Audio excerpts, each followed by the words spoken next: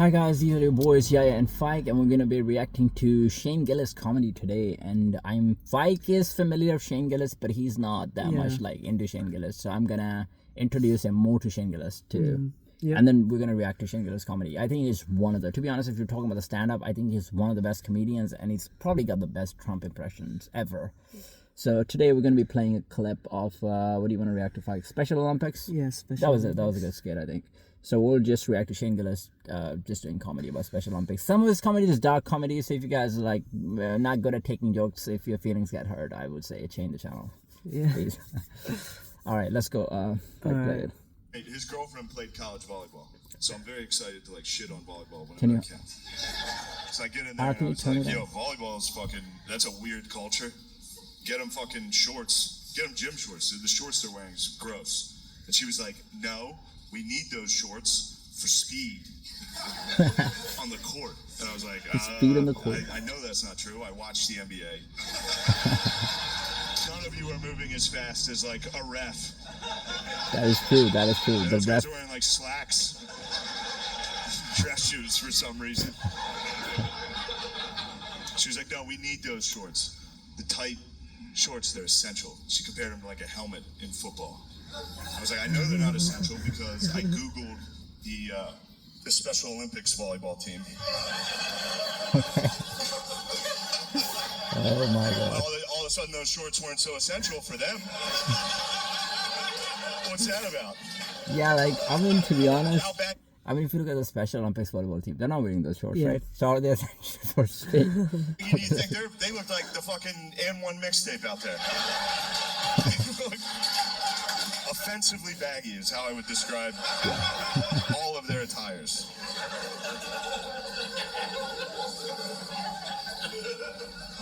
We're all adults. We all agree the Special Olympics is a good program. It's great. I just feel like the guy who came up with it had to be like a real risk taker. You know what I mean? That's a wild thing to suggest for the first time. Honestly. Some guy at a board meeting, like, I got an idea. We should be racing these motherfuckers.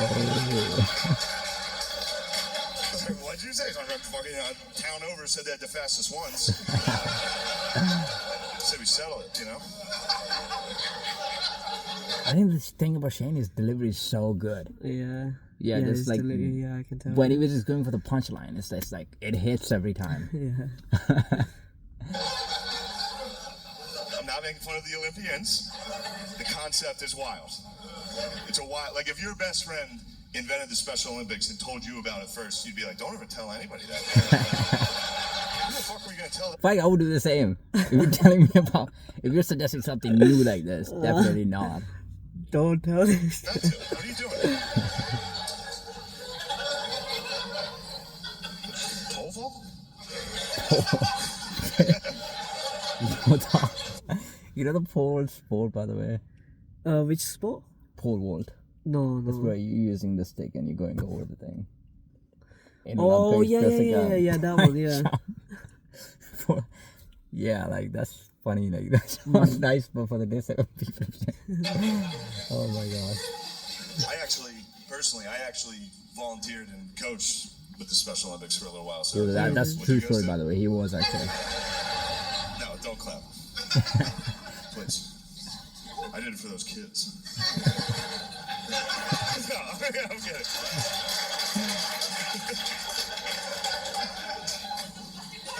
No. I look like this, so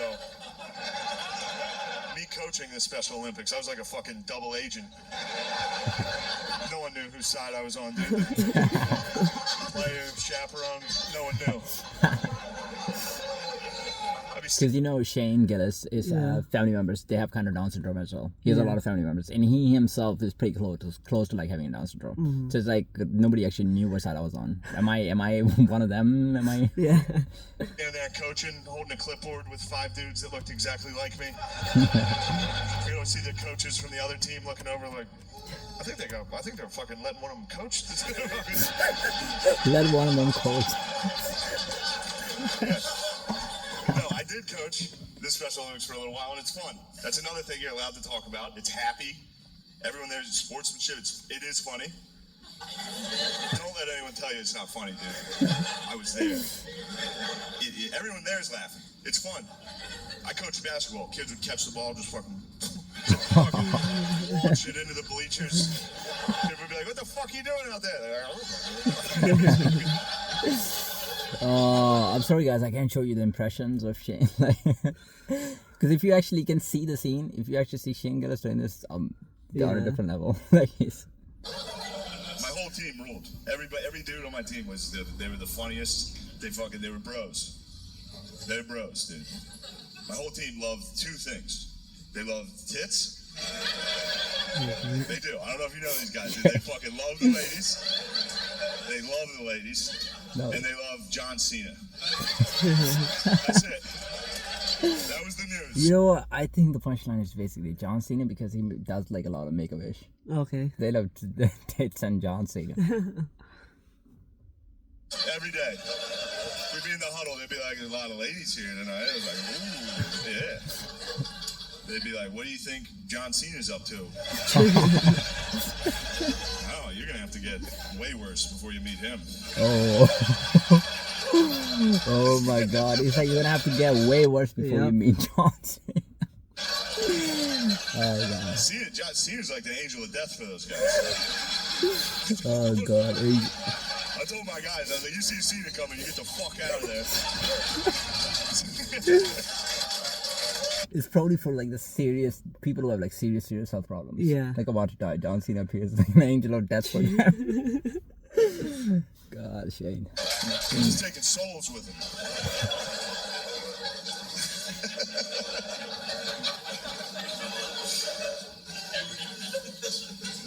Every year, Hooters would sponsor our one basketball tournament. All right, so every year Hooters would bring like 3 or 4 waitresses, and they would present like a big cardboard check donation to the Special Olympics. As soon as the girls entered the gym, the game changed. That is true. The game changes everywhere. Like hugs and sportsmanship to just like dudes got competitive, like very. That happens, bro. That is true. It gets competitive everywhere. Fucking ripping down rebounds, just hitting layups.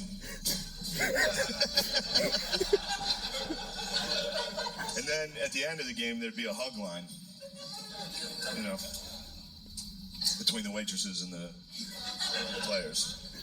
And yeah, that went about exactly how you would imagine that went. We had to break out the fucking jaws of life, dude. My boys are ragdolling those young sluts.